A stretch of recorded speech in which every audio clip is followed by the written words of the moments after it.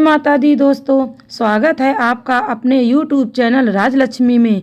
आज के इस वीडियो में मैं श्राद्ध पक्ष में सुनी जाने वाली कथा को सुनाने जा रही हूँ। तो आइए सुनते हैं श्राद्ध पक्ष में सुनी जाने वाली कथा। पितृ पक्ष की पौराणिक कथा के अनुसार जोगे तथा भोगे दो भाई थे। दोनों अलग अलग रहते थे। जोगे धनी था और भोगे निर्धन। दोनों में परस्पर बड़ा प्रेम था। जोगे की पत्नी को धन का बड़ा अभिमान था, किंतु भोगे की पत्नी बड़ी सरल हृदय की थी। पितृपक्ष आने पर जोगे की पत्नी ने उससे पितरों का श्राद्ध करने के लिए कहा, तो जोगे इसे व्यर्थ का कार्य समझकर टालने की चेष्टा करने लगा। किंतु उसकी पत्नी समझती थी कि यदि ऐसा नहीं करेंगे तो लोग बातें बनाएंगे। फिर उसने अपने मायके वाले को दावत पर बुलाने और अपनी शान दिखाने का यह उचित अवसर समझा। अतः वह बोली, आप शायद मेरी परेशानी की वजह से ऐसा कह रहे हैं, किंतु इसमें कुछ भी कोई परेशानी नहीं होगी। मैं भोगे की पत्नी को बुला लूंगी, दोनों मिलकर सारा काम कर लेंगी। फिर उसने जोगे को अपने पीहर न्योता देने के लिए भेज दिया। दूसरे दिन उसके बुलाने पर भोगे की पत्नी सुबह सवेरे आकर काम में जुट गई। उसने रसोई तैयार की, अनेक पकवान बनाए, फिर सभी काम निपटाकर अपने घर आ गई। आखिर उसे भी तो पितरों का श्राद्ध तर्पण करना था। इस अवसर पर न जोगे की पत्नी ने उसे रोका न वह रुकी। शीघ्र ही दोपहर हो गई। पितर भूमि पर उतरे। जोगे भोगे के पितर पहले जोगे के यहाँ गए तो देखते हैं कि उसके ससुराल वाले वहाँ भोजन में जुटे हुए हैं। निराश होकर वे भोगे के यहाँ गए। वहाँ क्या था, मात्र पितरों के नाम पर अगियारी दे दी गई थी।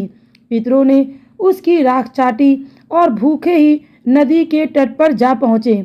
थोड़ी देर में सारे पितर इकट्ठे हो गए और अपने अपने यहाँ के श्राद्धों की बड़ाई करने लगे। जोगे भोगे के पितरों ने भी अपनी आप बीती सुनाई। फिर वे सोचने लगे, अगर भोगे सामर्थ होता तो शायद उन्हें भूखा ना रहना पड़ता, मगर भोगे के घर तो 2 जून की रोटी के भी खाने को लाले हैं। यह सब सोचकर उन्हें भोगे पर दया आ गई। अचानक वे नाच नाच कर गाने लगे, भोगे के घर धन हो जाए, भोगे के घर धन हो जाए। सांझ होने को हुई। भोगे के बच्चों को कुछ भी खाने को नहीं मिला था। उन्होंने माँ से कहा, माँ भूख लगी है। तब उन्हें टालने की गरज से भोगे की पत्नी ने कहा, जाओ, आंगन में हौदी औंधी रखी है, उसे जाकर खोल लो और जो कुछ मिले बांटकर खा लेना। बच्चे वहां पहुंचे तो क्या देखते हैं, हौदी मोहरे से भरी पड़ी है। वे दौड़े दौड़े माँ के पास पहुंचे और उसे सारी बात बताई। आंगन में आकर जब भोगे की पत्नी ने यह सब देखा तो वह हैरान रह गई। इस प्रकार भोगे भी धनी हो गया, मगर धन पाकर वह घमंडी नहीं हुआ। दूसरे साल का पितृ पक्ष आया। श्राद्ध के दिन भोगे की स्त्री ने 56 प्रकार के व्यंजन बनाए। ब्राह्मणों को बुलाकर श्राद्ध किया, भोजन कराया, दक्षिणा दी। जेठ जिठानी को सोने चांदी के बर्तनों में भोजन कराया। इससे पितर बड़े प्रसन्न तथा तृप्त हुए। दोस्तों, श्राद्ध पक्ष में इस कथा को सुनने से पितर प्रसन्न होते हैं और मनोवांछित फल की प्राप्ति होती है।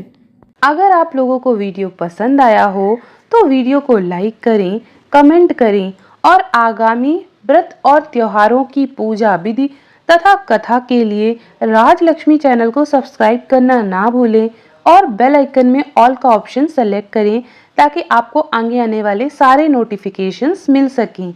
तो मिलते हैं अगले वीडियो पर, तब तक के लिए नमस्कार।